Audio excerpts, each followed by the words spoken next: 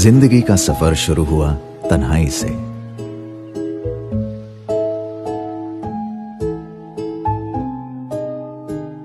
जल्द ही रास्ते में कोई मिला और फिर मिले कदमों से कदम।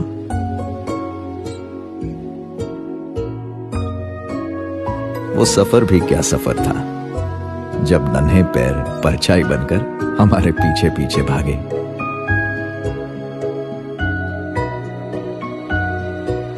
पता ही नहीं चला कब वो इतने बड़े हो गए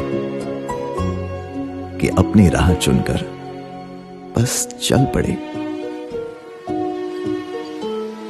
कदम मिले, कदम जुड़े। हमने सोचा हम अकेले रह गए, पर फिर मुड़कर देखा तो पाया कि कोई था, कोई अपनों से भी अपना, जो ना था बहुत पास ना ही बहुत दूर, पर था वो हमारे साथ हर कदम पर, शुरुआत से अंत तक। कोटक लाइफ इंश्योरेंस, कोई है हमेशा। हमेशा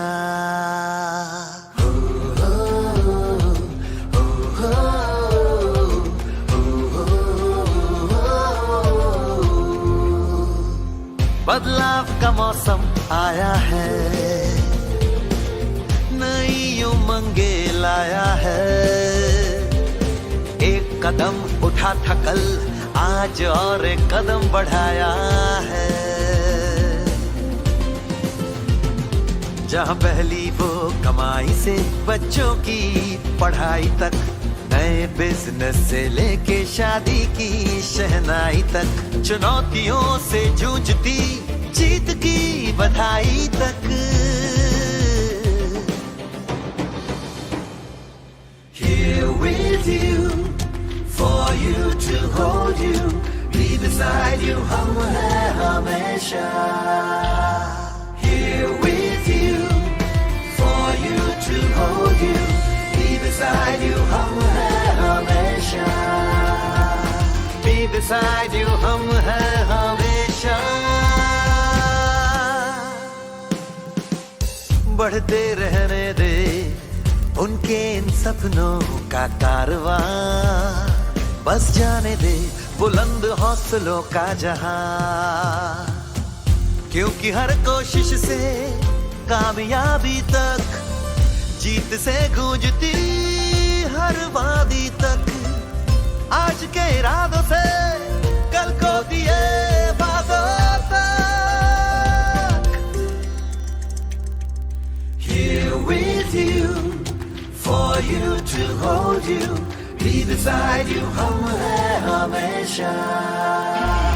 Here with you, for you to hold you, be beside you, हम हैं हमेशा। Be beside you, हम हैं हमेशा।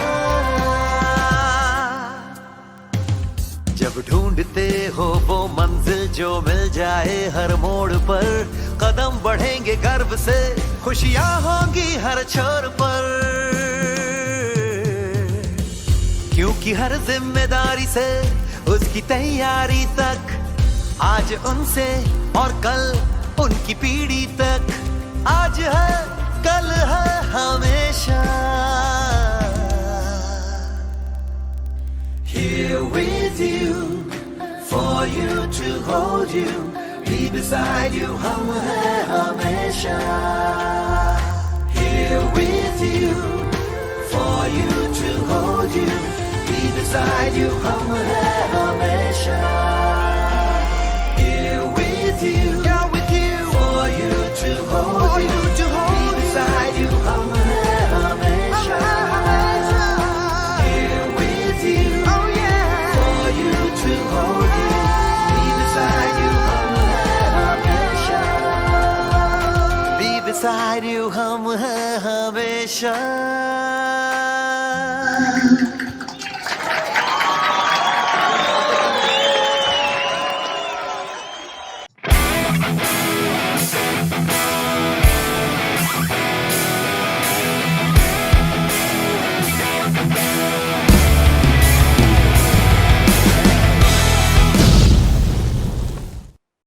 Hello everyone.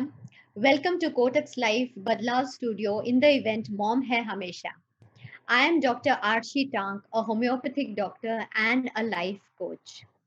Being a mother is the most wonderful experience. Raising our little ones, being their go to person. But these days, ladies, all of us have our own dreams, aspirations, and we want to extend our roles outside of our house. And we are able to do that, balance everything very well. But last year has been very challenging with COVID when there's been a whole shift in our lives. The demands from our house and children, and at the same time our work and the community beckons us. So things when the things get tough, we get going. We are able to rise to the occasion.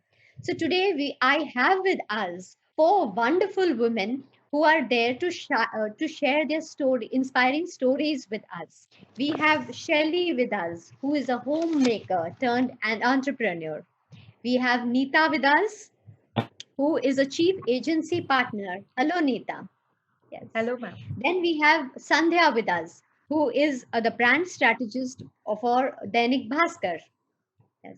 And Radha Singh, who is a HR professional and leads her team. So during these difficult times, when we had seen our family and friends suffer from COVID, in fact, during such times, we maintain a distance from patients and don't want to get too close to them, and food becomes a major difficulty. How do we when the patients are incapacitated and sick, and they are in no this thing to cook during such times. Shelley, who's a homemaker and had been running her tiffin services called the Lunchbox, she rose to the occasion and provided these tiffin services to COVID patients. So let us hear her story. शैली, आप अपने काम के बारे में बताइए, आप इसमें कैसे आए? पहले से आप अपने बारे में कुछ हमारे साथ शेयर कीजिए।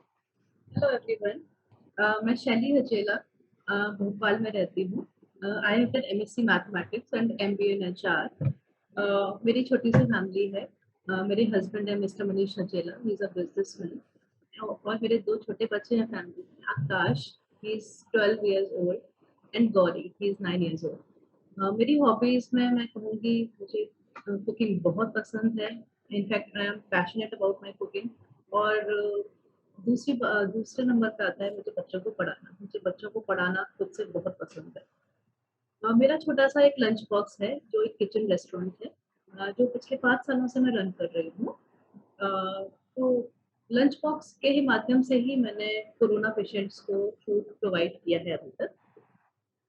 तो आपको इसकी कैसे इंस्पिरेशन मिली? मतलब आपने ये शुरुआत कैसे की आपकी जर्नी की? आप तो जैसे होता है ना नॉर्मल हाउसवाइफ थी, तो आप कैसे इसमें बढ़े आगे?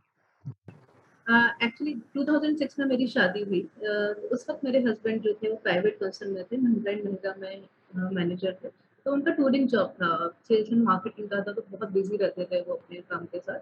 तो उस बीच में मैं बहुत खुद को बोरिंग फील करती थी। वो 5-5 दिन टूरिंग पर रहना और ये सब, अपनी फ्रेंड्स के साथ मैं खूब गेट टुगेदर्स करती थी। तो सबको पता था कि मैं खाना बहुत अच्छा बनाती हूँ, तो सब लोग मुझे कुकिंग के आइटम्स दे देते थे, डिस्ट्रीब्यूट करते थे, लाइक किटी पार्टीज में, शैली तुम ये बनाना, तुम्हारे हाथ में टेस्ट बहुत अच्छा है ये वो। तो वो मैं कहीं ना कहीं एंगेज रहती थी, अप्रिसिएशन मिलता था, तो मुझे अच्छा लगता था। अब ये भी, लेकिन इस चीज से भी मैं थोड़ा बोर होती थी। तो फिर मैंने एक दिन अपने हस्बैंड के साथ डिस्कस किया कि मुझे कुछ करना है, और अंदर से फीलिंग आती थी कि मुझे अपने लिए कुछ करना है, कुछ अपना ड्रीम को पूरा करना है। तो मेरे हस्बैंड ने मुझे सपोर्ट किया और बोला कि तुम कुकिंग क्लासेस स्टार्ट करो। तो फिर मैंने उनकी बात मानी और मैंने कुकिंग क्लासेस स्टार्ट कर दी।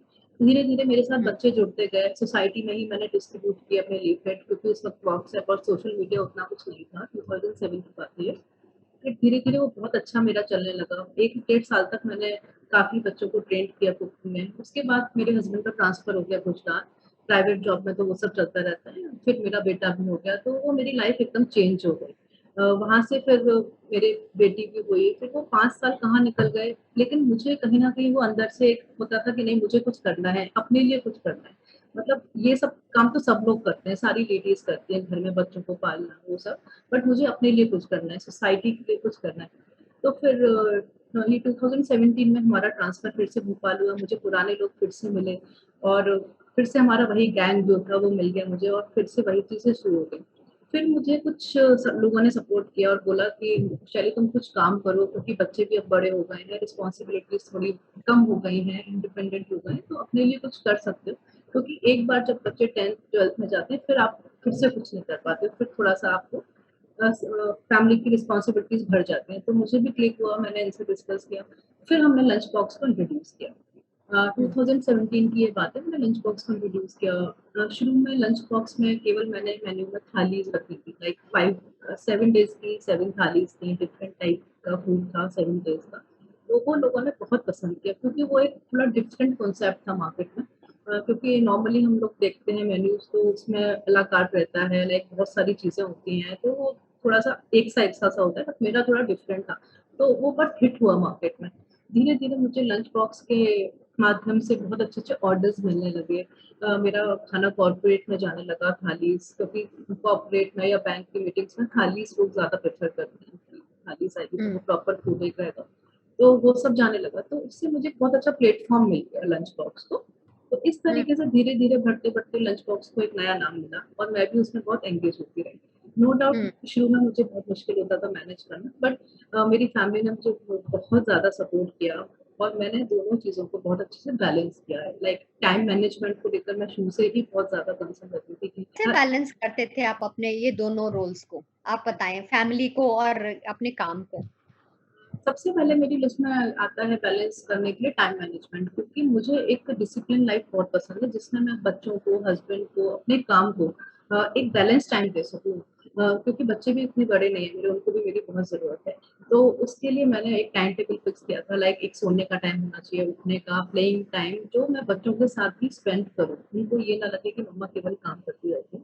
तो हर चीज़ का मैंने एक टाइम बना हुआ था। हम लोग लंच और डिनर हम लोग हमेशा ये कोशिश करते हैं, इंश्योर रखते हैं कि वो हम लोग साथ में ही करें, जिससे कि कुछ डिस्कशंस होते हैं, प्लानिंग होती है, तो हम लोग आपस में इन्वॉल्व हों, सब लोग चारों लोग एक-दूसरे के साथ। और उसमें मेरे इन-लॉज़ का बहुत सपोर्ट है क्योंकि वो लोग भी साल में 3 बार मेरे पास आते हैं, 2 महीने रहते हैं, तो वो लोग भी मुझे बहुत सपोर्ट करते थे। तो इस तरीके के सपोर्ट से मुझे बहुत आगे मोटिवेशन मिला। फिर सोशल मीडिया पर मुझे मेरे हस्बैंड अपडेट रखते हैं क्योंकि मैं सोशल मीडिया से थोड़ा दूर रहती हूँ। मुझे व्हाट्सएप, हाँ, फेसबुक, इंस्टाग्राम ये सब ज़्यादा इंटरेस्टिंग नहीं लगता क्योंकि मुझे टाइम भी नहीं रहता। तो वो सब हाँ, अपडेट करना, मेरी नई रेसिपीज़ उस पर डालना और सब अपडेट रहना उसमें, वो सब मेरा काम हस्बैंड करते हैं। वेंडर से कोऑर्डिनेट करना, वो सब मुझे हस्बैंड सपोर्ट करते हैं उस काम में। हाँ, और तो इस तरीके से सब कुछ मैनेज हुआ और उसमें मुझे ये भी इंश्योर रखना पड़ता था कि मेरे लंच बॉक्स की क्वालिटी, जो मैं हाँ, फूड बना रही हूँ, वो कॉम्प्रोमाइज़ कहीं नहीं होना चाहिए, लाइक ऑयल, स्पाइसेस। मेरा लंच बॉक्स का खाना और घर का खाना सेम स्पाइसेस और ऑयल में बनता है, कुछ भी हमारे यहाँ अलग नहीं होता है। तो हुँ, वो भी मुझे क्वालिटी मेंटेन करना बहुत बड़ा टास्क है क्योंकि लंच बॉक्स का नाम ही अपने आप में एक ऐसा है कि सब लोग उसे पसंद करने लगे, तो उसकी एक हाँ, कि एक मार्केट वैल्यू है, तो उसको मुझे हाँ, मेंटेन करना है। उसी बीच हाँ, में मेरे बच्चों के ग्रेड्स नहीं जाने चाहिए। मेरा बेटा हाँ, जो है वो 3 साल से गोल्ड मेडलिस्ट है ओलंपियाड में, वो मैथ्स में हुँ, गोल्ड मेडलिस्ट है। मेरी बेटी भरतनाट्यम डांसर है, 9 साल की है वो, कई स्टेज प्रोग्राम्स को दे चुकी है। तो मतलब हुँ, मैं वो बैलेंस करके चलती हूँ कि उनके ग्रेड्स कहीं नहीं जाने चाहिए क्योंकि मैं उन्हें खुद टीच करती हूँ। मुझे उनको हुँ, पढ़ाना बहुत पसंद है, मैंने बताया आपको। तो वो सब हुँ। बैलेंस करके चलना पड़ता है मैम, और बिना फैमिली सपोर्ट के तो पॉसिबल ही नहीं है। पॉसिबल नहीं है। और लास्ट ईयर जैसे होता है ना, मुश्किलें आ गई होंगी जो आपका चल रहा है, कोविड के टाइम्स में आपने क्या दिक्कतें देखी और उसमें आपने कैसे उसको हैंडल किया? हाँ जी। एक्चुअली मैं कोविड के टाइम में दिक्कतें तो ऑब्वियसली बहुत आई, बट प्राइमरी मैंने अपना एक बहुत क्वालिटी टाइम अपनी फैमिली को दिया। हम लोगों ने साथ में जो स्पेंड किया टाइम, क्योंकि वो एक जो लाइफ थी बहुत भाग-दौड़ वाली, हस्बैंड का बिज़नेस और मेरा बिज़नेस, फिर बच्चों की पढ़ाई, स्कूल, इन सब में हम लोग टाइम एक-दूसरे को कम देते थे। बहुत मतलब एक थोड़ा कम टाइम देते थे मेरे हिसाब से, जितना हम देना चाहते उतना नहीं दे पाते थे। बट कोविड के टाइम में बच्चों की पढ़ाई ऑनलाइन हो गई, हस्बैंड का वर्क फ्रॉम होम हो गया, तो चैलेंजेस तो थे नो डाउट क्योंकि मेड्स नहीं थे, सर्वेंट्स नहीं थे, बट हम लोग सब कुछ मिलके करते थे, सब कुछ हम लोग मिलके करते थे, सबने डिस्ट्रीब्यूट किया हुआ था काम, तो सब आराम से होता था। और लंच बॉक्स ने उस समय मुझे बहुत अच्छा रिस्पॉन्स दिया क्योंकि मार्केट्स बंद थे सारे, तो रेस्टोरेंट्स हुँ, बंद थे, तो मुझे ऑर्डर्स बहुत ज़्यादा मिलते थे। बिकॉज़ हम्म। लोग खाने की तो आदत है, आप लोग जानते हैं, हफ्ते हाँ। में एक बार सबको बाहर खाने की आदत होती है आजकल, तो रोज़ बाहर जाने मतलब कुछ ना कुछ खा के आने हैं। तो वो सब बंद था, वो सब हो नहीं रहा था। अब उन्हें मेरे घर से बाहर जैसा खाना मिल रहा है, तो ऑब्वियसली मुझे अच्छे ऑर्डर्स मिलने लगे और मेरा हाँ। बिज़नेस और अच्छा होने लगा। तो मैंने टाइम सुना है मेरा आप अपने कोविड पेशेंट्स को भी देने लग गए थे खाना, उसके बारे में बताइए कैसे आपको लगा कि हम ये करें? हाँ जी। कोविड पेशेंट्स को देने का मेरा कुछ इस तरीके से शुरू हुआ कि मेरे नेबर हैं, एक अंकल हैं, तो उनको कोरोना हुआ। तो जैसे होता है एक कि किसी को कोरोना हुआ तो एक सर्कुलेट हो जाता है मैसेज व्हाट्सएप पे कि हाँ, इनके घर कोरोना हुआ है, तो कोई मेट्स उनकी कहीं नहीं जाएँगी और उनके यहाँ कोई नहीं आएगा, ऐसा वाला टाइप का हो जाता है ना आजकल। तो ये सब सर्कुलेट हुआ तो मुझे पता चला कि अरे उनको कोरोना हो गया, मैं मिल के आऊँगी। तो मुझे हस्बैंड ने रोका भी कि नहीं तुम मत जाओ, बट मेरा मन नहीं माना, मैं गई उनसे मिलने के लिए पूरे प्रिकॉशंस के साथ, ग्लव्स पहने, डबल मास्क और सैनिटाइज़र, कैप एवरीथिंग मैंने वियर किया और मैं उनसे मिलकर आई। तो उनको देखकर मुझे थोड़ा बुरा लगा, मतलब थोड़ा हैंडीकैप्ड महसूस कर रहे थे वो कि कोई उनके यहाँ जा नहीं रहा है और सब लोग उनसे डिस्टेंस मेंटेन कर रहे हैं, उन्हें खाने की बहुत प्रॉब्लम है।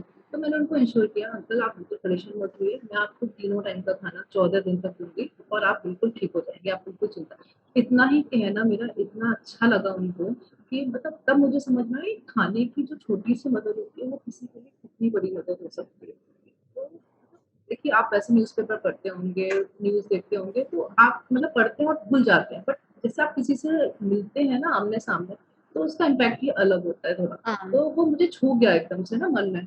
तब से मैंने हुँ, खुद को प्रॉमिस किया कि नहीं अब तो मुझे कोविड पेशेंट की हेल्प करनी है, क्योंकि हुँ, बहुत ज़रूरत है लोगों को अच्छे खाने की, बहुत ज़्यादा ज़रूरत है। क्योंकि ऐसे टाइम में जितनी अच्छी डाइट दवाइयों की ज़रूरत है, उतनी ही अच्छी डाइट की भी ज़रूरत होती है, क्योंकि आपका हाँ। इम्यून सिस्टम बहुत वीक हो जाता है, आपको न्यूट्रिशियस बहुत चाहिए होता है फूड। तो वो हुँ, मैंने फिर तब मैंने ये काम शुरू किया।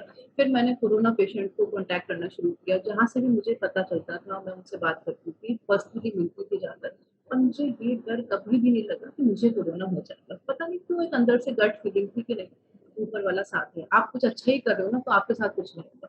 और हुँ, मुझे सेफ्टी प्रिकॉशंस पूरे मैं लेती थी, हमेशा ही लेती हूँ और हुँ, उसमें फिर मुझे कोई टच वुड मुझे आज तक कुछ भी नहीं हुआ। और हुँ। मतलब पर्सनली मिलती थी, आपको डॉक्टर ने क्या खाने को बताया है, कैसा खाना आपको चाहिए, मैं आपको पूरा प्रोवाइड करूँगी और मतलब इस तरीके से मैंने उनके साथ फिर टाई अप किया। बहुत बढ़िया। आपने शैली की सचमुच ना अपना रोल ये उसमें आपने ये बता दिया कि एक माँ अन्नपूर्णा का आप रोल प्ले कर रही हैं, कि जैसे होता है ना अपने घर से बाहर जाकर आप लोगों को खाना खिला रही हैं। मैंने सुना है आपने माइग्रेट व वर्कर्स के लिए भी खाना सब सप्लाई किया था, उनकी भी हेल्प की थी। तो एक हाँ होता है ना जी, घर से बाहर खाना खिलाना एक औरत का एक बहुत इम्पोर्टेंट पार्ट होता है, रोल होता है जो आपने वो पूरा किया है और एक होता है ना जो आप चाहें एक हाउस मेकर से लेकर आप कुछ भी आप अपने वो करें तो आप एक अपने उसका ब्रांड बना सकते हैं, कुछ या भी कर सकते हैं। मैंने तो माइग्रेंट सिमिलरली वर्कर्स के लिए हमारा भी मैम वर्क हाँ, किया किया था, था बहुत वो भी अच्छा मैं था, आपको राइट। ज़रूर शेयर करना चाहूँगी। हाँ, हम हाँ, लोगों ने राइट। क्या किया था, आपको पता होगा जब लास्ट ईयर 22 मार्च से लॉकडाउन लगा था, तो सारा हुँ, देश ही बंद था उस बीच में तो 3 महीने के लिए। तो हुँ, सारी फैक्ट्री सब कुछ बंद थी। गुजरात, बॉम्बे सब जगह सब कुछ बंद था, तो जो वर्कर्स वहाँ काम करते थे वो अनएम्प्लॉयमेंट हो गया था। तो हुँ, वो लोग ट्रेन्स भी बंद थी, बसेस भी बंद थी, तो वो लोग कैसे अपने घर वापस जाएँ? कैसे हाँ, वो सर्वाइव कर सकते हैं ऐसी कंडीशन में? तो वो लोग पैदल ही इतनी दूर से इतने-इतने किलोमीटर चलकर अपने घर को जा रहे थे। तो हाँ, हम लोगों ने एक टीम बनाई अपनी 5 लोगों की, मेरी सोसाइटी की मेरी फ्रेंड्स ने और हम लोगों ने सब लोगों से कुछ-कुछ कलेक्ट किया। जैसे मैंने फूड पैकेट्स बनाए उन लोगों हाँ, के लिए, बिस्किट्स के पैकेट, वाटर बॉटल जिससे जो बनता था लाइक फटे कप हाँ, पुराने कपड़े और शूज़ हाँ, पुराने क्योंकि उनको पुराने हाँ, जूतों की बहुत ज़रूरत थी ना, उनके पैर में छाले हो जाते थे। हमने तो वो हुँ, देखा है मैं पास से। तो हमने वहाँ पर स्टॉल लगाया हाईवे पर और 15 दिन तक हम लोगों ने उनको डिस्ट्रीब्यूट किया। डेली मैं हुँ, 2 घंटे वहाँ जाकर खड़ी होती थी और हम लोग डिस्ट्रीब्यूट करते थे। तो उससे एक बड़ा सैटिस्फैक्शन मिलता है कि हम हाँ, किसी की मदद कर रहे हैं। अब वो मैं तो उन्हें जानती नहीं कि मैंने किसको क्या दिया हाँ, बट एक अंदर से सैटिस्फैक्शन है कि मैंने सैटिस्फैक्शन होती है। कुछ किया मैंने हाँ। सही ऐसे बात है कि आप अपने आप ही ग्रो करते हैं, अपने आप ही कुछ करके अब अपने अंदर एक संतुष्टि आती है कि हाँ हमने जी। कुछ किया है। और ये मैम फीलिंग बहुत इम्पोर्टेंट है। और मैम मैं तो सबसे यही कहूँगी कि सबसे जितनी हेल्प बन सकती है ऐसे टाइम में या किसी भी ऐसी करना चाहिए। प्रॉब्लम में, आपको हर लेवल पर जाकर उनकी हेल्प करनी चाहिए। जिससे जितना बनता है उतना करना चाहिए। मतलब दैट्स ट्रू। इतना डिस्टेंस नहीं करना चाहिए किसी से भी। करिए हाँ, लेकिन हाँ प्रिकॉशंस के साथ। बट ये बहुत ज़रूरत है इस समय लोगों को आपकी मदद हाँ, की। वो है। तो वो सबको करना हुँ। चाहिए। हाँ, थैंक यू शैली, आपने अब हमारे पास हमसे हमारे साथ अपनी अपनी वंडरफुल जर्नी शेयर की। सचमुच बहुत अच्छा काम कर रही हैं आप। Continue all wish you all the very best. Thank you so much ma'am. तो नीता, आप हमें अपने बारे में बताइए कि आप क्या आपने मैंने सुना है कि आप अपना रोल आपका जैसे होता है ना, आप एक टीम लीड करते हैं। आपकी बैकग्राउंड कोई भी फाइनेंशियल बैकग्राउंड नहीं थी। वहाँ से आप लेकर आपने अपने आप को एजुकेट किया और अभी आप अपनी टीम लीड करते हैं और आपके अवार्ड्स इतने हैं, आपके बच्चे को इंस्पायर करते हैं। आप अपनी जर्नी शेयर कीजिए। Thank you, Dr. Arshi. And firstly, I would like to thank Kotak Life for giving an opportunity on this platform. So, to begin with, Dr. Arshi, mine is a nuclear family, and I'm from Bangalore, and my husband is a software engineer, and I have a son who is 7 years old. Okay, and I joined Kotak APC channel in November 2014 when my son was just a year old. Okay तो before that मैं एक teaching background से हूँ, मैं chemistry teacher रही हूँ, 9 साल का एक्सपीरियंस था, but due to severe health issues I had to give up my profession. So उसके बाद I was on bed rest for 2 months and was just looking for opportunity when the career of insurance was offered to me. So when I took the training, I realized that this concept is rarely known. The awareness is very less in the society. And then I decided, to take this as a career and guide more and more people on this. So I joined Kotak as associate agency partner in 2014 November, and today I grew as a chief agency partner, where my major role is to recruit advisors and partners and guide them, support them to reach the next level. So this wonderful. is, hmm. yeah. तो आपने ये कैसे किया? मतलब how did you go about doing इस रास्ते में आपको क्या-क्या चैलेंजेस आए? जैसे लास्ट जी ईयर वाज़ मैम. डिफिकल्ट, तो आपने हाँ. कैसे मैनेज किया? जी हाँ. जैसे मेरा बच्चा 1 year का ही था, तो of course the field was new as well as mom का रोल भी मेरे लिए नया था. हाँ। तो चैलेंजेस थे, बट काफी सपोर्ट मुझे कोटक मैनेजर्स से मिला है, कोटक टीम से मिला है, एंड जॉब फ्लेक्सिबल था, तो मैं धीरे धीरे करके थोड़ा थोड़ा समय देके मैं न्यू सब्जेक्ट था तो उसको अंडरस्टैंड करने लगी थी. काफी अच्छा चला, काफी अचीवमेंट्स भी हुए हैं, बट लास्ट पैंडेमिक 1.5 year जो ये पैंडेमिक में लॉकडाउन्स हुए हैं, उसमें मैंने काफी चैलेंजेस आए then the usual challenges. So that was more challenging during the pandemic. Wonderful. हुँ। तो तो आपने जो पैंडेमिक पैंडेमिक, को मैनेज कैसे किया? How did you go about managing it? हाँ, मतलब जो चैलेंजेस, देखिए हमारे प्रोफेशन में क्या है कि we meet people directly, physically meetings होती है हमारे क्लाइंट के साथ, एडवाइजर्स के साथ, रिक्रूटमेंट एक्टिविटीज होती है, but because of COVID we were at home. We had to, first challenge तो यही था कि स्कूल्स बंद है तो बच्चे घर पे, और हाँ। बच्चा छोटा, तो क्या होता है कि पूरा टाइम हमारा, he was demanding my time because he was not allowed to play with other kids too. So he was not used to this, and काफी last year, मतलब he was just 6 year old last year. So हुँ। ये बहुत challenging रहा था, and nuclear family से आने के कारण घर की पूरी जिम्मेदारी अपने कंधों पे थी. तो इसके साथ अभी बच्चे का भी 3-4 hours extra additional, his studies, his play time, his extra curricular activities, everything was online, and their tantrums, तो ये सब झेलना एक काफी चैलेंजिंग था. And one more challenge was कि हमको digital, we had to switch on to digital mode from the regular physical meetings. So me as well as for my kid also, मतलब सारी schools online पे थी, तो अभी online learn करना बहुत जरूरी था. वो learn किया, और मेरे advisors, मेरे partners, उनको भी ready किया. Clients को who are not mentally ready, उनको भी ये Zoom meetings में लेके आना, और explain करना concept of financial protection, वो सब हो रहा था. एंड बच्चे को भी पूरा रेडी किया कि ऑनलाइन में अभी you have to get used to, it's the new norm, we need to get adapted, and we were not used to so much on the screen time. So क्या होता है, आंख में पानी आना, द हेल्थ इफेक्ट हो रहा था. It was not easy the initial month, but then gradually we got used to this challenge. But क्या था कि जो प्लानिंग थी हमारी होती थी, वो बच्चे के घर पे रहने से पूरा डिसिप्लिन, पूरा रूटीन अलग हो जाता था. Every day was a new day, because वो अपने टाइम पे उठते हैं, अपने टाइम पे करते हैं, छोटा है. तो ठीक है, तो ये सब चैलेंजेस थे. तो ये सब फ्लक्चुएशंस में अपने माइंड को काम रखना, फोकस रखना, पेशेंस रखना, ये बहुत चैलेंजिंग था. तो इस मैंने चैलेंज बीच में आपको एक्सीडेंट भी हुआ था, आपके साथ कुछ वो हुआ था ना, ट्रेजेडी भी हुआ था. जी हाँ, तो या तो मैंने एक कॉन्सेप्ट, मतलब काम तो हमको करना ही था एट द बिजनेस फ्रंट. तो with all these challenges I introduce the concept of early our and happy hours.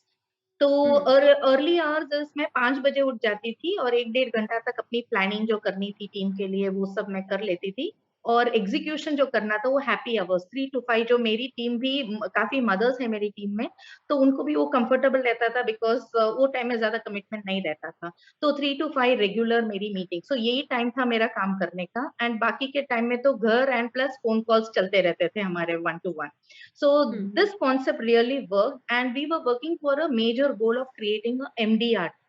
तो MDRT million dollar round table conference, जो बहुत हाईएस्ट लेवल ऑफ रिकॉग्निशन है एक इंश्योरेंस इंडस्ट्री में. तो इसके लिए मेरे 3-4 एडवाइजर्स थे जिसके साथ हम काम कर रहे थे. तो हमारा गोल था और उनका टारगेट था December 30th होता है उनका MDRT का टारगेट, December 31st होता है.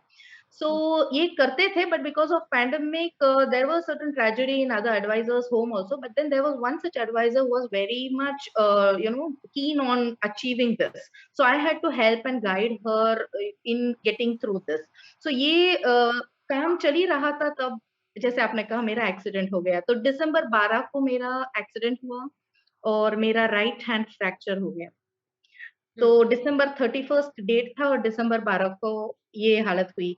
तो 3 डेज तो मैं हॉस्पिटल में, मेजर सर्जरी था, रॉड डाला था, तो 3 डेज तो हॉस्पिटल में थी. 15 दिसंबर हो गए थे. और उसके बाद when I came home, lot of pain and lot of discomfort, and I was on heavy medication because of major surgery. 18 medicines per day. तो ये बहुत चैलेंजिंग था, बिकॉज ड्राउजीनेस था एंड उसमें फोन अटेंड नहीं करते. फैमिली बोलती थी रेस्ट लो, मत उठाओ, it's okay, fine, let it go. But कैसे लेट इट गो करे जब हमने पहले शुरू से ये काम किया है एक MDRT अचीव करने के लिए. टीम मेंबर इज रेडी, तो it was our duty to fulfil their interest and their dreams too. तो ये बहुत टफ टाइम था कि मेरे पास थे भी 15-20 दिन अचीव करने के लिए, और वही 15-20 दिन I was dependent on my husband for my own routine. तो I was on bed rest. But still एक पल के लिए तो ऐसा ही लगा कि हो चुका, अब नहीं होने वाला. But it is said it is not over till it is over. तो हमने सोचा लास्ट ही सही, जितना हो सके we will give our best shot, till the end we will do. ज्यादा से ज्यादा क्या होगा, इट्स फाइन करके. तो ऐसा करके इवन टीम ने काफी सपोर्ट किया. ब्रांच से हमको बहुत सपोर्ट और एनकरेजिंग वर्ड्स मिले. तो हमने सोचा नहीं, अब ठान लिया है तो कर ही देंगे, हम विल गिव आवर बेस्ट. तो काफी क्लाइंट्स मीटिंग घर बैठे बैठे ही हमने फोन पे जितना हो सके हमने किया. एंड एक पर्टिकुलर क्लाइंट का तो फॉलो अप हमारा 1 मंथ तक चल रहा था, काफी लास्ट तक चला, and then it was successful indeed. तो ऐसे करते करते December 31st को afternoon my team member was declared MDRT 2020. Wonderful. And in couple of days she is going to attend the MDRT global meet from US also. So she's participating in that event. So एक अलग kind of satisfaction. And with all this what happened कि हमारे region level पे 3-4 awards हमारी team ने bag किया. We bagged 3 to 4 awards, maximum awards in different criteria. So that was one more achievement. And with all that, जैसे मार्च आते थे, financial year and हुआ, तो हमारा टीम का कंट्रीब्यूशन भी towards the branch was really good, which we never expected. मतलब pandemic में ऐसा हो सकता है. तो यानी कि अप्रैल मंथ से लेके पूरा 1 साल में जितने चेंजेस थे, जितने चैलेंजेस थे, उसमें भी हम उभर के बाहर आए. And on the other end as the mom, मेरे बच्चे को भी ऑनलाइन कॉम्पिटिशंस जो थे उस सबके लिए रेडी किया था उसको. तो उसके भी रिजल्ट्स बहुत अच्छे हैं. वो भी ट्रॉफी लेके आए. मेरी ट्रॉफी देख के काफी इंस्पायर होता है. तो मम्मी मुझे भी ऐसी ही ट्रॉफी लेना है. तो हम तो बच्चों के लिए ही रोल मॉडल बन जाते हैं. That's true. So yes, so finally we achieved in both the ways. मतलब हम कर सकते हैं. माँ ऐसा नहीं है कि हम नहीं कर सकते हैं. सबके पास 24 घंटे होते हैं, तो मेरा मैसेज तो सारी माँओं के लिए यही है, करना ही चाहिए। ये अब हमारे बच्चे के लिए फर्स्ट हम रोल मॉडल बनते हैं, बाद में दूसरों के लिए बनते हैं, घर के लिए हम रोल मॉडल बनते हैं। तो that's how we achieved everything by the end with amidst all these challenges. बहुत बढ़िया बोला आपने थैंक निभा। यू। आपने सही बोला कि हम ही अपने बोलते हैं ना करनी से द वे वी आर, और जो हम करते हैं उसी से हम अपने बच्चों के लिए रोल मॉडल्स बन सकते हैं। जी और हाँ, यही संकल्प दिखाते से हैं। सृष्टि। हाँ, वो तो संकल्प से सृष्टि संकल्प होती है से और हमने सृष्टि। संकल्प कर लिया था कि हमको अचीव करना ही है, हाँ, तो वही हमने चीज़। अचीव और कर लिया। लेडीज़ में ये एक एबिलिटी होती है अपने रोल्स अडैप्ट करने की। जैसे सिचुएशन आए, जल्दी यस, से चेंज करके उसके अंदर जल्दी से आसानी से ढल जाते हैं। जैसे करेक्ट। हमारी नेक्स्ट स्पीकर जो हैं संध्या, वो हैं एक brand strategist for Dainik Bhaskar हैं। तो एक कॉर्पोरेट रोल के उसमें उन्होंने एक वो बाहर की सिचुएशन देखकर जहाँ पे लोगों को तकलीफ हो रही थी, उसने अपना रोल एक्सटेंड किया और एक ऑर्गेनाइजेशन स्टार्ट की। She is the founder of SOS saviours, जो एक बहुत सारा चैरिटेबल वर्क करते हैं। तो वो कंप्लीटली एक डिफरेंट रोल है, जो बोलते हैं ना वो कभी नहीं किया, बट समय की मांग देखकर, बाहर की सिचुएशन देखकर उसने झट से अपने आप को वो अडैप्ट कर दिया। तो हम संध्या की इंस्पायरिंग स्टोरी सुनेंगे और सुनेंगे वो कैसे रोल मॉडल बन रही है अपनी बच्ची के लिए। Over to you Sandhya. Thank you doctor Arshi. मुझे बहुत खुशी हो रही है कि मैं ये प्लेटफॉर्म इतने इंस्पायरिंग मदर्स के साथ शेयर कर रही हूँ। तो मेरा भी एक पहलू इस स्टोरी में I'd like to add today. मेरा ये ऑफ कोर्स कॉर्पोरेट जॉब तो था ही, एंड लास्ट मार्च जब हमारा लॉकडाउन अनाउंस हो रहा था, उसके तहत उसके पहले ही इनफैक्ट फरवरी में जब हमने ऑलमोस्ट कोरोना को देख लिया था कि वो फैल चुका है और लोग डर चुके थे कि ये इंडिया में भी काफी हद तक आ गया है, तो फेब में जब हम रेकी कर रहे थे, एक सम जोन है बॉम्बे में जिसे मरोल कहते हैं। मैं वहाँ कुछ वेंडर्स को जानती हूँ।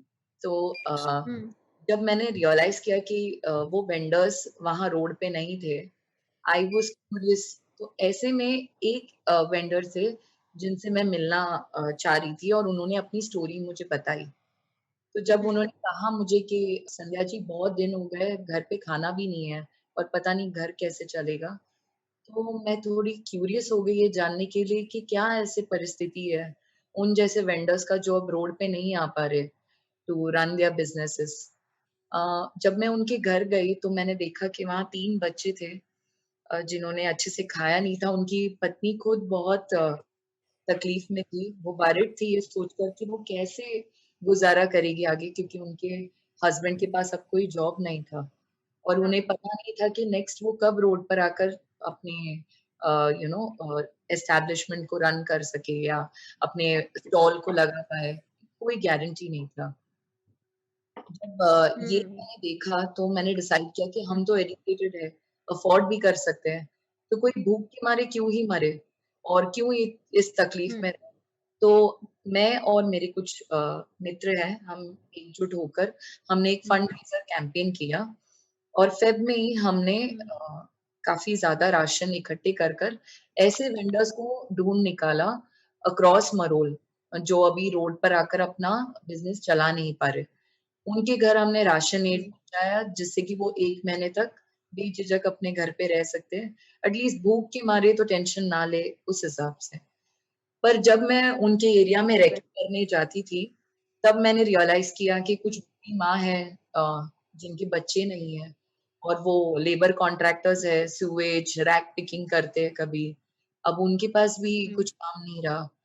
मैंने रियलाइज़ किया काफ़ी मेड्स को घर पे आने नहीं दे रहे थे, हाई राइज़ बिल्डिंग्स में। उन्हें मना कर दिया था जब से कोविड के बारे में पता चला, तो उन्होंने साफ इनकार कर दिया कि वो ना आए। तो इनका इनकम बंद हो चुका है। विडोज़ थे जिनका कोई इनकम नहीं दिख रहा था। तो मैंने सोचा कि एक्सटेंड किया जाए इस मूवमेंट को एंड इन लोगों को भी हमने लिस्ट में ऐड किया। किन्नरों के पास गए हम। ऐसे काफ़ी कम्युनिटीज़ को हमने रियलाइज़ किया कि लिस्ट खत्म ही नहीं हो रहा, सिर्फ ऐड हो रहा है। और इस माइग्रेंट वेलफेयर, इस विडो वेलफेयर को हमने ऑन अ लार्जर स्केल किया, इतना कि बिफोर 23rd मार्च जब अनाउंस हुआ लॉकडाउन, उसके पहले ही हमने ऑलमोस्ट 3,500 फैमिलीज को एड पहुंचा दिया था। वंडरफुल। संध्या, जब आप ये बाहर इतना काम कर रहे हैं, आपके घर में एक छोटी बच्ची है आपने बताया, तो आपको तब वो नहीं लगा कि आप बाहर काम अगर बाहर जा रहे हैं तो एक तो इन्फेक्शन का रिस्क है, दूसरा वो बहुत लंबे समय से आपसे दूर रह रही है, जब वो अभी ऐसे टाइम्स में जब उसके पास भी अपने फ्रेंड्स नहीं है, कोई नहीं है, अकेली है आपके घर में, तो आपने कैसे इसको एड्रेस किया ये प्रॉब्लम? डॉक्टर अर्शी, इस मुद्दे पे मुझे एक चीज ऐड करना है कि एक पेरेंट होने के तहत हम ना ज्यादा एम्पैथेटिक रहते हैं। There are so many things we learn as mothers. तो जब मैं अपनी बच्ची के बारे में सोचती हूँ और इसी वक्त मैं बाहर जब फील्ड पे सोशल वर्क कर रही हूँ, मैं कुछ ऐसे बच्चों को देखती हूँ जिन्होंने टाइम पर खाया नहीं है, जिन्हें पता नहीं कि कल क्या होगा, उनके लाइफ में कोई सर्टेनिटी नहीं है, उनको पता नहीं कि उनके पेरेंट्स का क्या सिचुएशन है और क्यों वो इस दौर से गुजर रहे हैं, for no you know for no reason that they are responsible for. तो जब मैं कंपेयर किया, आई रियलाइज कि मेरी बेटी के सर पर एक रूफ है, उसे खाने के लिए 3 टाइम अच्छा फूड है, मेरे पेरेंट्स है घर पे, तो she was well taken care of, my sister's है। बट बाहर के जो बच्चे और जो फैमिलीज अकेले लड़ रहे हैं इस पूरे दौर को, कोविड के टाइम, उनको हमारी ज्यादा जरूरत थी उस वक्त। तो सारे प्रिकॉशंस के साथ, absolutely without compromising on that, क्योंकि जब हम घर वापस लौटते हैं तो हमारे पेरेंट्स, बच्चे वो एक्सपोज थे, रहते रहे। तो पूरे प्रिकॉशंस के साथ ही मैं जाती थी। और बहुत स्टार्टिंग में काउंसलिंग, क्योंकि ये बहुत नया था मेरे घर के लिए, मैं ट्राइबल जोन्स जाती थी, मैं आरे में डीप स्लम्स में जा चुकी हूँ, कुछ ऐसे स्लम्स जो मैंने सोचा भी नहीं बॉम्बे में है, in very the heart of the city, जो हम मूवीज में देखते हो तो हमको लगता है ऐसे सच में है भी कि कहीं, because we are staying in high rises. मैं वहां जा चुकी हूँ सबके साथ बैठकर, उनकी कहानियां सुनकर कोविड के टाइम। बट जब मैं वापस घर लौटती थी, I had stories, emotions and expressions जो मैं अपनी बेटी के साथ शेयर करती थी। तो एक और चीज मैं ऐड करना चाहती हूँ कि my daughter is not bought up कि उसे मैं एक डॉटर जैसे ट्रीट करूँ, she is a friend, she is a person who I consider to be a decision maker. तो जब मैं उलझन में होती हूँ तो मैं उसके साथ बहुत शेयर करती हूँ कि what do you think, should mamma do this, becomes a part of this decision making, and हम जर्नी में एक साथ होते हैं, ना कि ऐसे कि अब मेरे पास टाइम नहीं है तुम्हारे लिए, तो प्लीज ट्राई टू अंडरस्टैंड। ये कॉन्वर्जेशन नहीं होता था। मैं स्टोरीज बताती थी, मैं बताती थी कि कैसे एक बच्चे को जिसको चॉकलेट्स दिए वो कितने खुश हुए।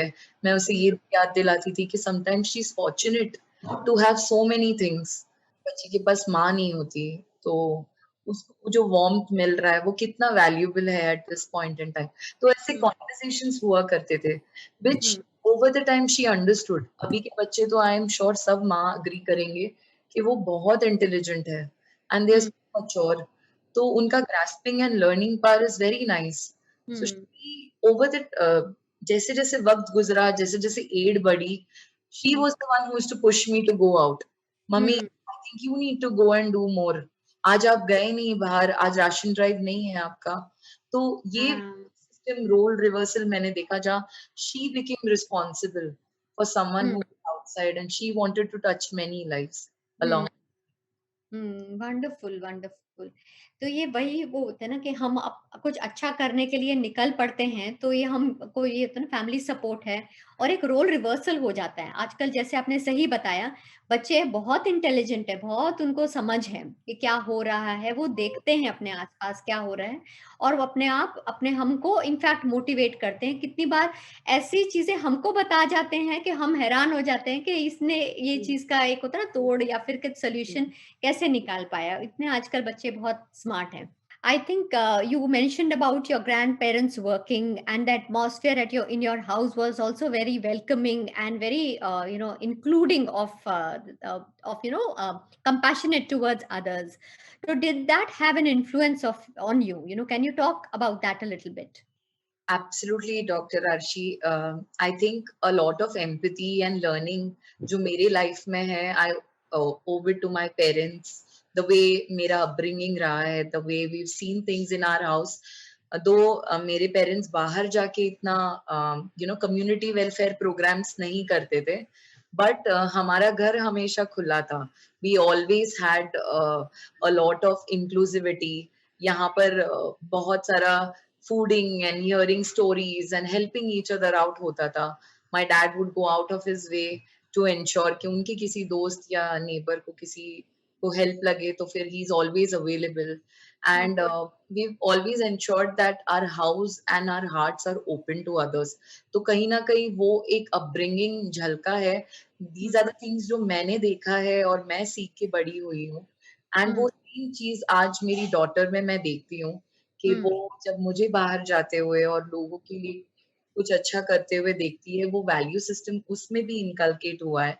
And I think knowing that my child and many of our children are going to be future representatives or the future generation, वो आज हम जैसे माओ से सीख रहे हैं, and they'll be a better generation, more compassionate, more giving, more loving and kinder. So we are developing a kinder world.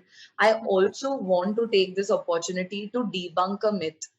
ऐसा है कि हमें कहा जाता है कि एक अच्छा सोशल वर्कर एक अच्छी मॉम नहीं हो सकती क्योंकि आप घर पे टाइम नहीं देते हो. अगर आप कॉर्पोरेट में बहुत ज्यादा टाइम निकालते हो, काम करते हो, तो आप घर पे एक अच्छे हाउसवाइफ बिल्कुल नहीं हो सकती. तो ये एक मुझे मिथ डिबंक करना है आज, क्योंकि जब मैं बड़ी हो रही थी तो मैं अपनी ग्रैंडमदर को देखती थी. She used to be a farmer and she used to toil in her farm and पूरे दिन बाहर रह के वो कल्टीवेट करती थी crops. she used to come back home. वो अपने 4 बच्चों को उन्होंने रेज किया ऑन हर ओन, बिकॉज मेरे ग्रैंडफादर बहुत ट्रैवल करते थे तो महीनों तक घर नहीं आते थे. तो अकेले self sustain without much education वो टॉयल करके उन्होंने अपने 4 बच्चों को with all value system and ethos raise किया. These children are the ones, like my mother is a representative of a generation जिन्होंने ऐसी एक मदर से सीखकर मुझे बहुत सारे वैल्यूज दिए. तो ये एक मिथ मैं डिबंक करना चाहती हूँ आज के हमारे बच्चों को 24 घंटे हमारी जरूरत नहीं है. हमारे बच्चों को जरूरत है कि जब वो सैड हो लाइफ में तो हम उन्हें हैंड होल्ड करें, कुछ चीजें हम वैल्यू सिस्टम सिखाएं. मॉरल साइंस की क्लास में जो हम सीखते हैं through stories, that is not enough. What we see in life, what we experience, the way we touch each other's life matters more. And I think the way our grandparents have been inspiring, जिस तरीके से हमारे parents have been inspiring, today we stand in that pedestal to inspire a generation. And I'm very proud of all the mothers who do that in their own capacities every single day. This is wonderfully said, Sandhya. We are indeed the role models for our children because whatever they see, they and imbibe the qualities from us. That is what they do.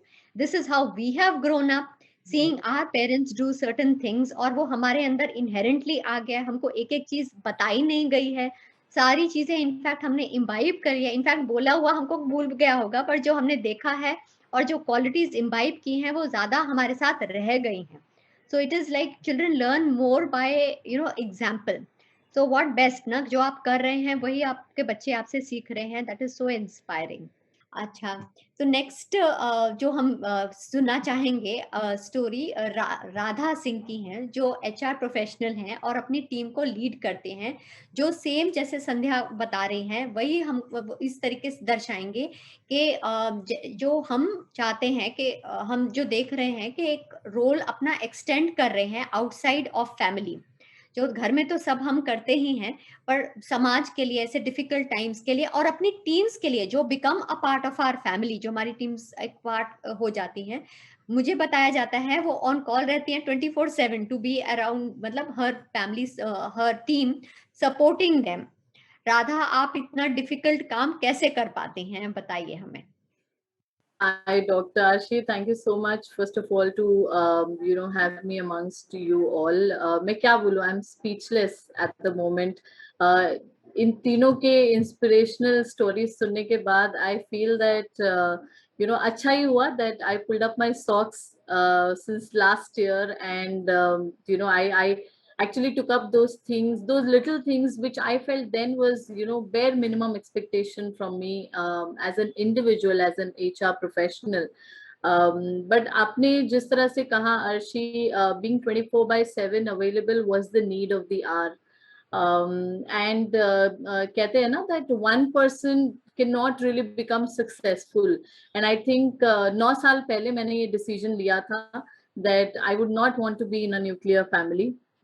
मुझे joint family में रहना था, and दो ये option मुझे दिया गया था by my mother in law herself, where she said that okay, आपके पास ऑप्शन है, you can choose to stay separate, you can choose to have your independent space, things like that. But I said नहीं, I think I come from a family background where I have seen my mother, I have seen my grandmother, I have seen so many other females around me जिन्होंने family को साथ में लेकर चीजों को किया है.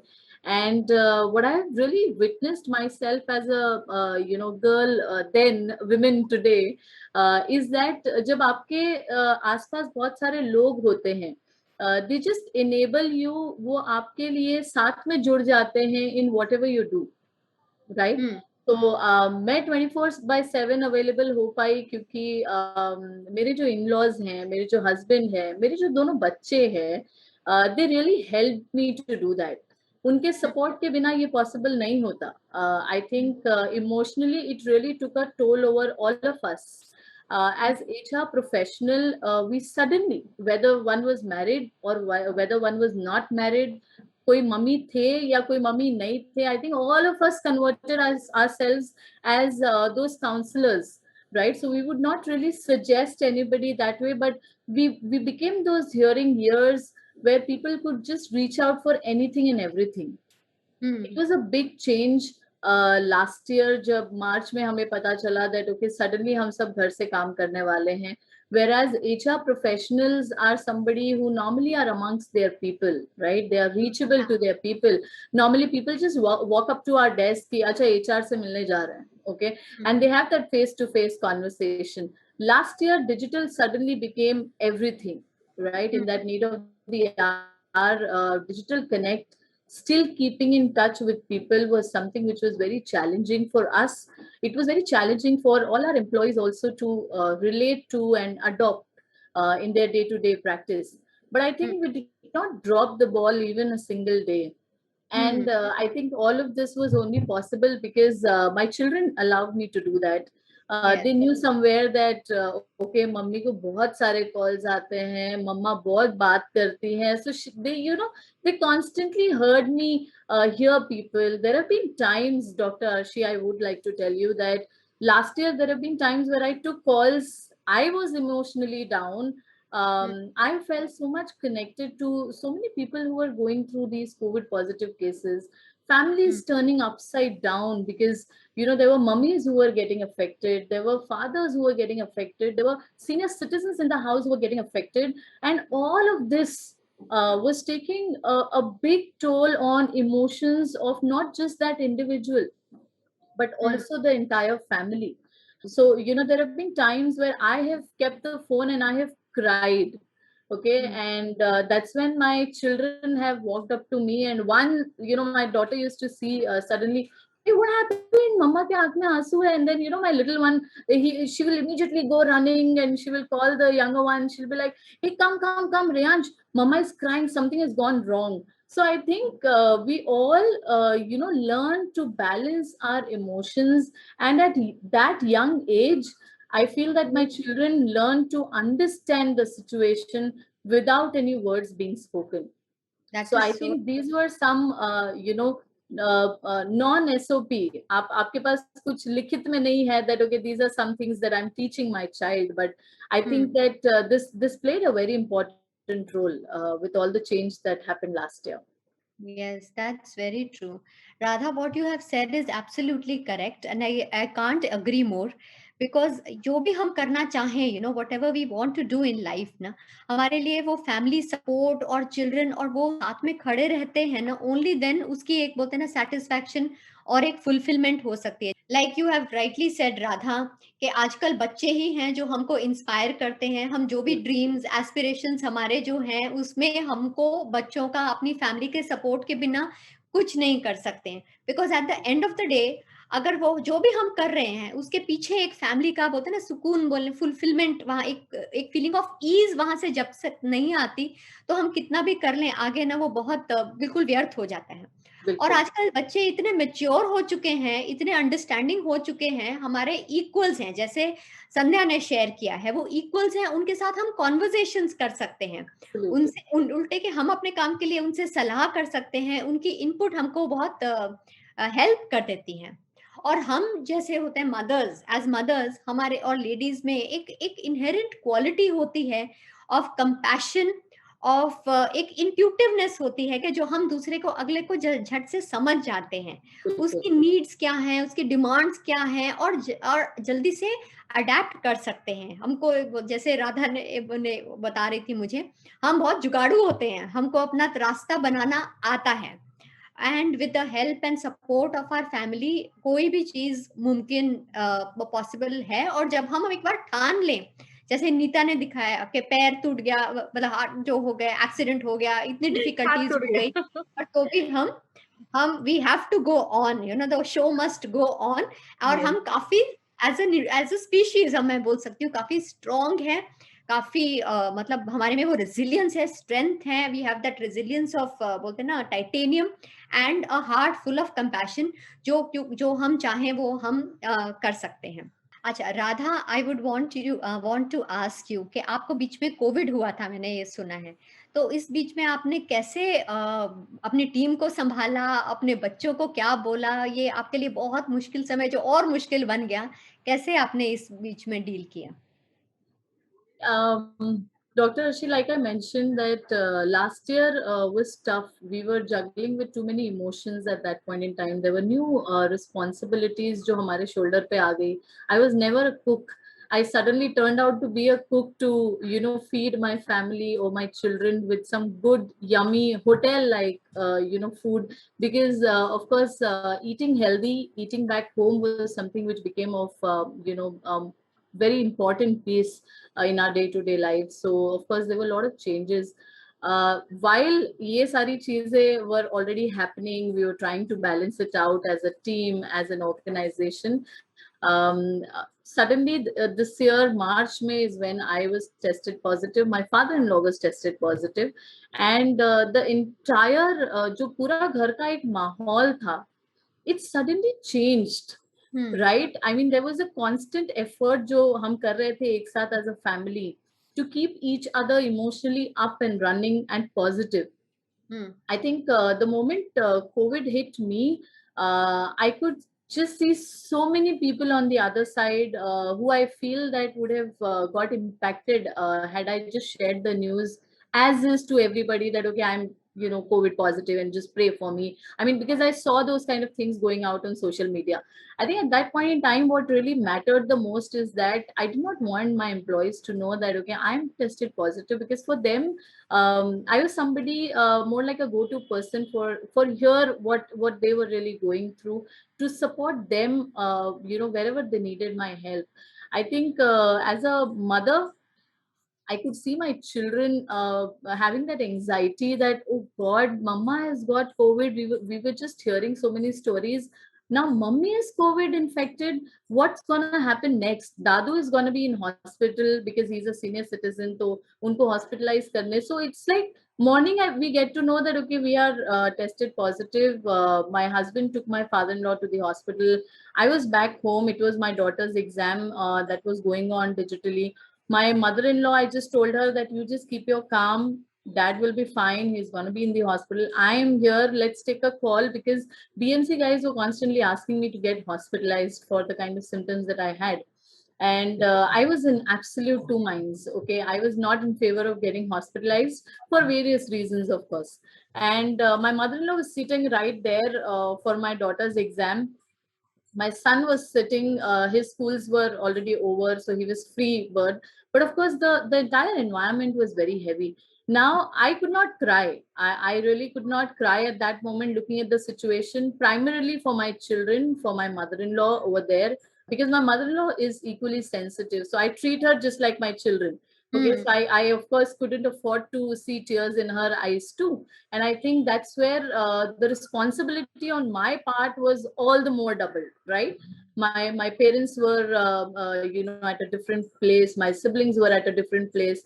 Had I cried even once, I think the both sides family would have just gone shattered. Okay, which I really could not afford, so I had to really hold on to me. I took a day's time. I was back home till evening. I reached out to one of my closest doctor whom I had approached 2 days before I was tested positive. I called him up. I said, doctor, I had met you 2 days ago. I need your suggestion. Can I be fine if I'm staying back home in home quarantine? He said, lady, I had met you, okay, and you came across like a very strong personality. You just stay back home. You are absolutely positive person. I don't think there is a need for you to get hospitalized. I think that just worked wonder, and I just had to inform my manager that okay, something like this has struck me, and my manager said, "Listen, this is the time where you just focus on yourself. Nothing more is more important than your own health. I want you to get back soon in absolute good health. So give that time for yourself." My children, my live entertainment in the house, I would say, and this all was possible only because I held on to my tears, and they kept this countdown going. Okay, so there was a period given from 4th March till 17th of March. Officially, I was supposed to be in home quarantine. Now, there was this one room which was blocked primarily for me. Nobody could enter inside that room. There was a passage area outside the room where I was in quarantine. There was a small stool kind of a thing which was placed, which was more like, guest, when they go and visit these patients, you have that visiting area. So this passage area was more like a visiting area that one person would come, sit there for some time, chit chat with me. My children every day morning, they would actually get up and they'll be like, Mama, last 7 days to go. And I think that is something which really things look very easy. And I think I was more concerned about my children's emotional well-being.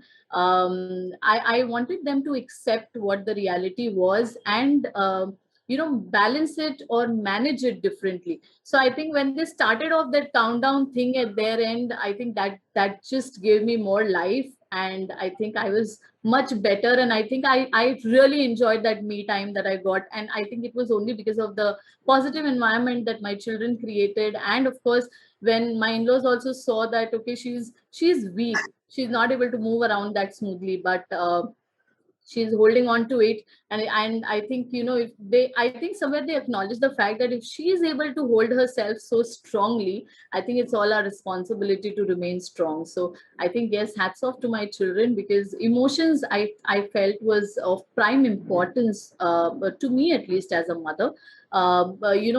Getting absolutely highest grades in their results and everything. I think more than that, when my children got their certificates for being creative in something that they had to do online, I felt that gave me more pride, that okay, they stand out in some or the other space, and whatsoever it may be. So I think that was one piece that kept me going during my COVID times as well. And of course, all my well wishers, my employees, my team, my manager, they all just contributed to the positiveness, around me, in my mind, in my heart during that time, because that was much needed during that time. So I wouldn't have been this positive today as I'm speaking to you, Dr. Arshi, had I not got this support that my team, जो मेरे manager ने जो मेरे लिए किया, जो मेरे बच्चों ने मेरे लिए किया, जो मेरे team ने मेरे लिए किया, I wouldn't have been this person otherwise. So I think it all comes from there. Yeah. Wonderful sharing, Radha. Wonderful. And it's so inspiring to see your children there to support you, put a smile to your face in the difficult times, and you being the strong person you are, and the way you be or hold yourself sets an example, to your family. Thank you for sharing your Thank you, journey. Dr. Arshi. Thank you. It was a wonderful discussion with all of you. आपकी जो stories हैं, आप हम सब यहाँ पे regular people हैं, ordinary people हैं, जो अपनी stories of strength, of difficulties and of triumph in such times जो आपने शेयर की was remarkable. क्योंकि कहानियां तो हम बहुत सुनते हैं, ये बंदा यहाँ माउंट एवरेस्ट गया, ये यहाँ हो गया, ऐसी हो गई, बट रियल पीपल की रियल कहानियां हमारे जैसी सिचुएशंस के बीच में are the true stories that inspire us. Dr. Arshi, if you allow me, there is one कहावत I feel that ये हर उन माँ के लिए applicable है. It holds absolutely true to every single mother around the world. Is that अगर कोई चीज को दिल से चाहो तो पूरी कायनात उसे तुमसे मिलाने की कोशिश में लग जाती है. Right? So for you know, for everybody who understand English, when you really desire something from the heart and soul, all the universe conspires you to achieve it. So these are famous lines by you know, one of the novel author Paulo Coelho, the Alchemist novel writer. And I think this holds true for you know, each one of us, that it is not just us as an individual who make things different, who make things happen, but I think हमारे आसपास जितने भी लोग हैं, the ecosystem, I think it's put together that you know, we achieve what we do today. Yes, very rightly said, Radha. Right. Lastly, I would like to thank Kotak Live for giving us this opportunity of sharing and listening to these wonderful, inspiring stories. And thank you each and everyone out there for being a patient listener. Thank you. Thank you, everyone. Okay. Thank you. Thank you.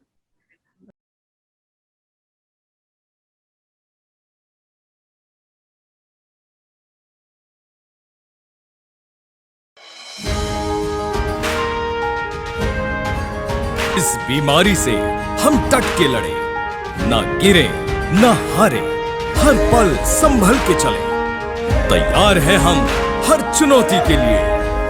आओ मिलकर ये कहें, बदलेंगे हम तो जीतेंगे हम, अब हर मुश्किल we will overcome। जमाना बदल रहा है, बदलना हमें है, हर एक मंजिल जीतना हमें है। फ्यूचर करेंगे सेव अपने हाथों से, अब खुल के सपने देखो, प्रॉमिस करो बुलंद, बदलेंगे हम तो जीतेंगे हम, अब हर मुश्किल